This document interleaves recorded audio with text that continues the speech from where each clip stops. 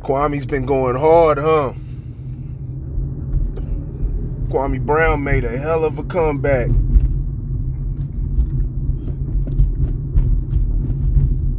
He made a hell of a comeback. It's been going on for the last couple weeks. Just been kind of watching the saga play out. Thought I'd give a little perspective, my personal perspective on the Kwame Brown situation.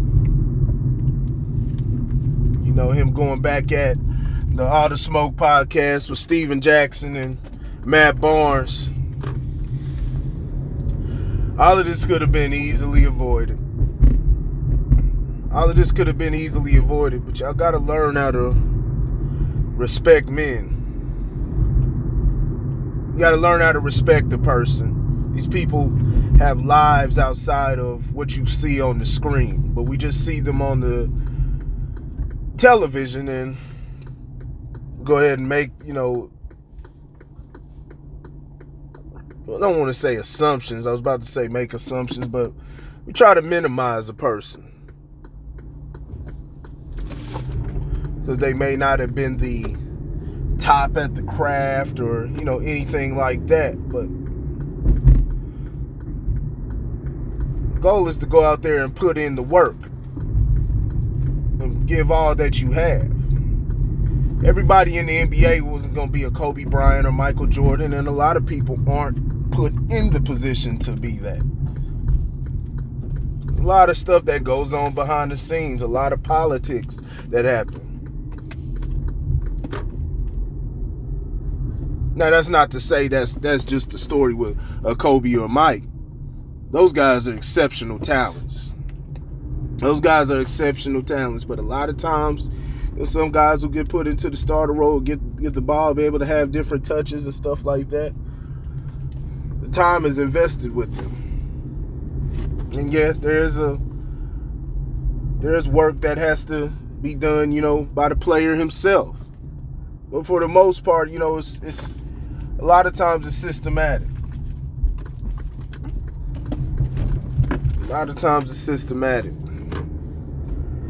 Now, Kwame Brown's been giving it to everybody lately. He running through like the juggernaut. He's running through them all like the juggernaut. But Steven Jackson and Matt Barnes asked for this. It's showing on their page and everything. Now all the the extra stuff, I really don't know who started, as far as, I really ain't been looking into, as far as the meeting up and fighting and stuff like that, none of that's needed. I'm definitely not gonna, feed into that myself. But, just dealing with the details and, what Kwame took issue with, that was a slight. They were giving him a slight, man. They weren't giving him a props. It was almost, they were giving off energy as almost if, not almost. They were giving off energy like they didn't respect him at all. No respect. Just as a man. Sit there and, Gilbert Arenas interview, you bring up what you said in the Genie interview. I hadn't seen none of them. I really don't watch the All the Smoke podcast. I like Stack 5. Matt Barnes is, he all right. I fucks with Stack 5, but I've never really watched the podcast like that because they just kind of sitting there smoking. Not a lot of action, not a lot going on with them. Now, Gilbert Arenas, his show on Fubo Sports is amazing. Where he breaks down basketball. But anyway, they were giving Kwame a slight, man. Especially in that Genie Bus interview, and like Kwame pointed out, the tapping on the knee, when Matt Barnes looks over and taps Steven Jackson, and they basically talking about it was, the trade that was made for Paul Gasol by the Lakers. What was that about? 2007. The year they lost to the Celtics, and they made that trade for Pau Gasol, and they got rid of they sent off Kwame Brown, and it was about 3 other guys. I think Javaris Crittenton was one of them also. And of course, Marc Gasol. Marc Gasol was, I believe, a rookie that year. But, you know, they made it. You know, Jeannie gave Kwame his respect, and she remembered those two, and they basically said, nah, it was a one-man trade. And feeding into that narrative and, you know, the jokes that have been put on Kwame over the years, especially, you know, by Stephen A. Now, Stephen A, you know, I don't have an issue with Stephen A as much as everybody else does. I think a lot of times he gets misunderstood. Sometimes he gets tags put on him that aren't, you know, accurate. If you actually see a lot of his content, you know, he dishes it out to everybody. Now, it tends to be black guys a lot because, you know, those are the sports he watched. Sports that are dominated by black guys. You know, he don't watch white sports. Like, he'll tell you in a second. He don't know nothing about hockey or anything like that. You know, baseball, he's not going to talk about that. He knows basketball and football. But he'll get on the white guys in the sport also.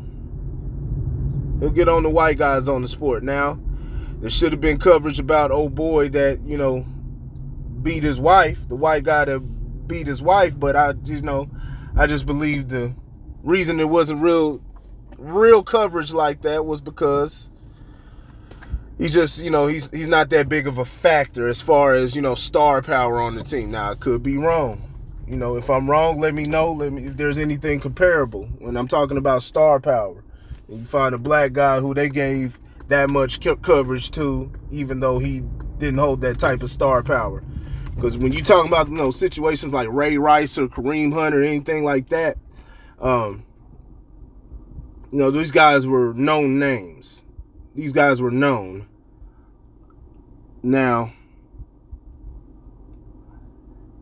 I will say things like the Ben Roethlisberger situation, that got completely swept under the rug. I will say that. But no, I don't think Stephen A is, you know, anti-black. Now, I do believe he has to do his job, and, you know, there's certain things that he won't say, especially, you know, he's gonna pierce his lips for certain things. You know, he's out there on the white man's job over there at ESPN. You know, he's got to say the right things, you know, when it comes to, you know, what am I trying to say? He just can't say everything he wants to say. You remember the situation with Michelle Beadle? But all the insults, you know, not insults, but, you know, the slights at Kwame Brown. And, you know, it's one thing, you know, he was talking about his game. He kept it basketball. Kwame Brown did struggle a lot. He did struggle, but it means something. But he's not as bad as people made him to be. This man played 12 years in the league. You can't be a scrub. You can't be a bust if you play 12 years in the league, multiple teams. And he had many highlights in his career. You know, just as much, you know, as they want to show, you know, his bad games and games where he was making a lot of errors. He had a lot of big games too. You know, big 30-point games, big dog games. You can't be no scrub and make it to the NBA. Now, I understand what they're saying relative to, you know, the level and playing on that level. Yeah. These are the best players in the world. And everything Kwame said, you know, when it comes, you know, what happened with the Wizards and everything, that's all true. That's all true. It's system. And Mike didn't really want him. Mike didn't invest in him. So I think, you know, everything about Kwame is, you know, it's just basically him living up to his him living up to his potential. Well, not living up to his potential, but his production as the number one pick. They're always going to be critical of that. But he's not a bust. There's a lot of guys who have been bust. There's plenty of guys out there that could be labeled as a bust, quote unquote. Kwame's not one of them. Long successful career. But Kwame, look at this. Look at it like this. They talked about you so much. The reason they're able to criticize you and talk about you so much is because of your longevity and how long you were out there and in the public eye. I mean, you were a starter. It wasn't like you were just some bum riding the bench. Not saying anybody riding the bench was a bum, but you know what I'm saying. You were a starter. If I remember right, you were starting on those Laker teams. I love the Lakers, man. I've been following them the whole time. Been following them for, been a Lakers fan since the 90s, so. No Kwame. Now, I never looked at Kwame the same way, everybody else is looking like, he's just the worst thing ever. I didn't think he was somebody. I didn't think he was the next Shaquille O'Neal, but I don't know. Maybe it's just something that went over my head. I never looked at Kwame in that way. I never looked at him as a scrub. Looked at him as a big dog out there. Like I said, he struggled. He struggled many games. I mean, think of all the players. Just think of all of them that, didn't even last 5 seasons. You got guys who, had, big breakouts and, thought they'd be the next star, and next thing they're gone. I mean, just think about it. I can't name these guys off the top of my head. But, Stephen A made you the butt of his jokes. Stephen A's got to take the, he's got to take it. He's got to take the backfire.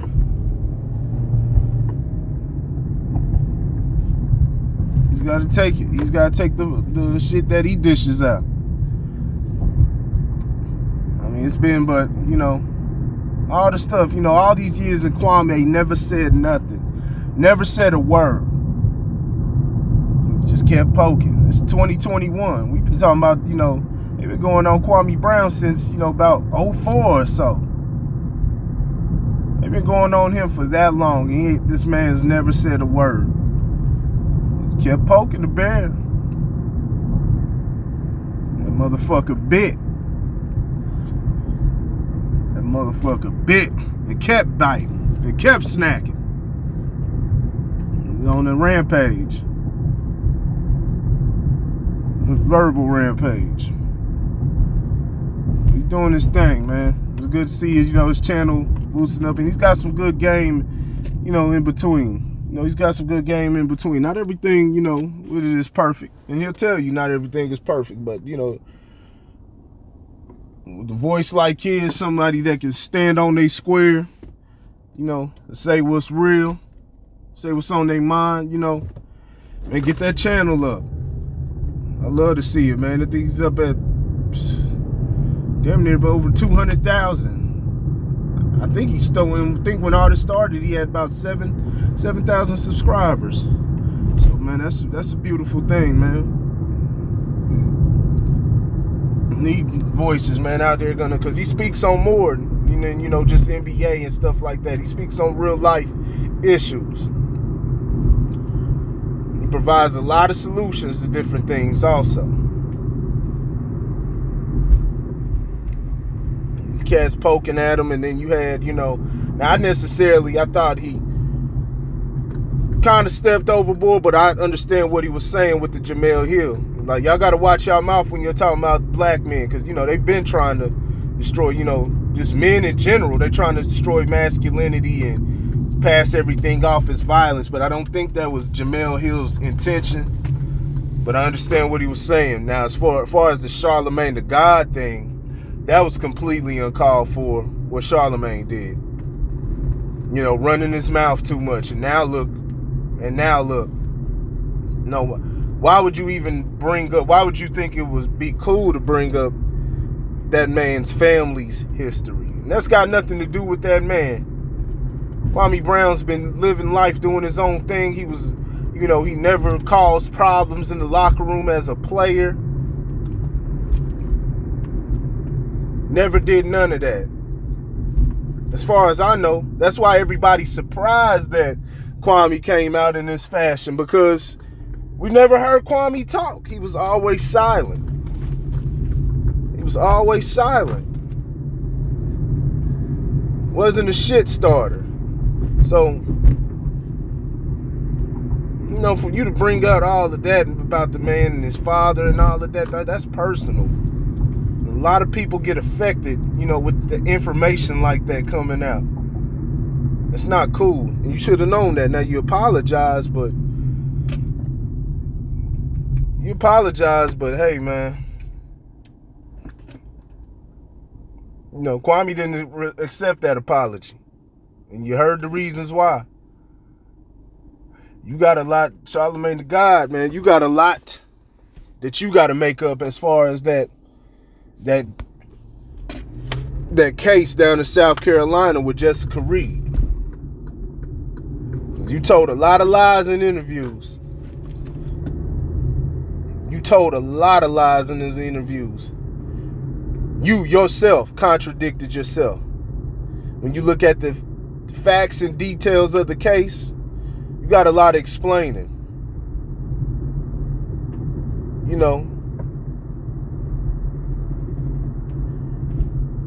you part of that little crew, you know, even though you claim not to be, you know, you're a little bit more objective than the others, but you still part of that little liberal crew. But I've always kind of liked you, you know, you always been cool, you know, all right.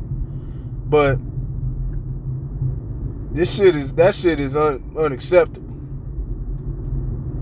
That shit is unacceptable. You know, you talking about everything else and their skeletons and stuff like that, but you never addressed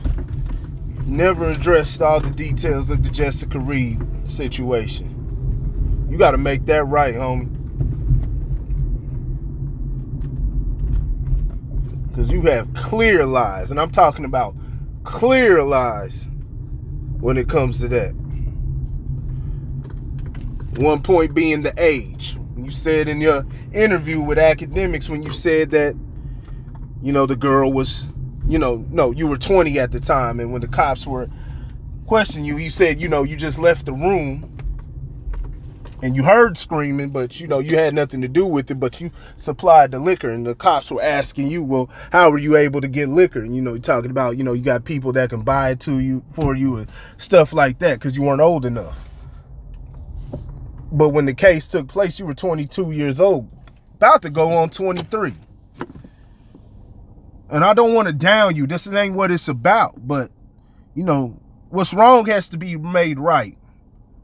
And you out here talking about what everybody else is doing, man.